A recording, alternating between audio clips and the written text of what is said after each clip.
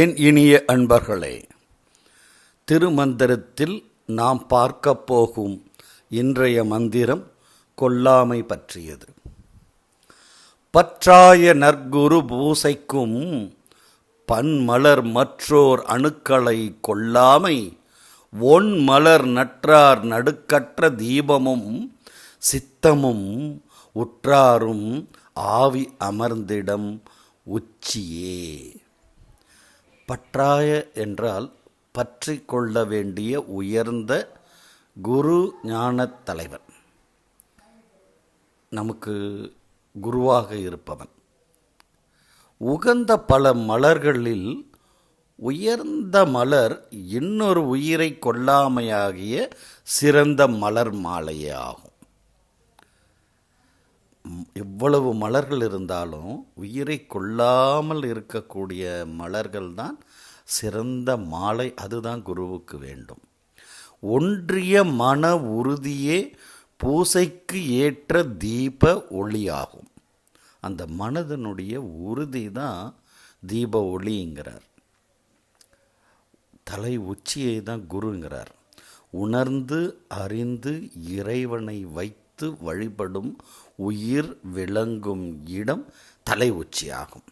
இந்த வரியை பாருங்க. உணர்ந்து அறிந்து இறைவனை வைத்து வழிபடும் உயிர் விளங்கும் இடம் தலை உச்சியாகும்.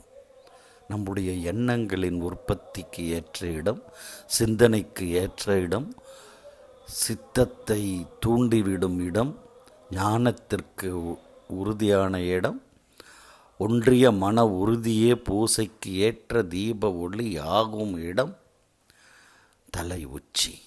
ஞானம், குரு என்றெல்லாம் சொல்லப்படக்கூடிய தலை. அதை தான் சொல்கிறார். இந்த உயிர் விளங்கும் இடம் தலை உச்சி ஆகும். நல்கூட்டல் தார் என்றார் நற்றார். தாருன்னா மாலை. நடுக்கற்று என்றால் அசைவற்ற. சித்தம் என்றால் மனம். உற்றாரும் உணர்ந்தறிந்து கொள்ள வேண்டிய இடம் என்கிறார். ஆவி என்றால் உயிர். இப்போ மீண்டும் படிக்கிறேன் அந்த மந்திரத்தை.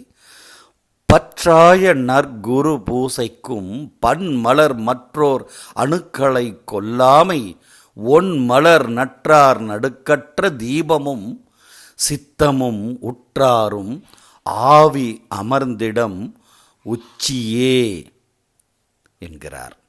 நாளை இன்னொரு மந்திரத்துடன் இணைந்திருப்போம். நன்றி, வணக்கம்.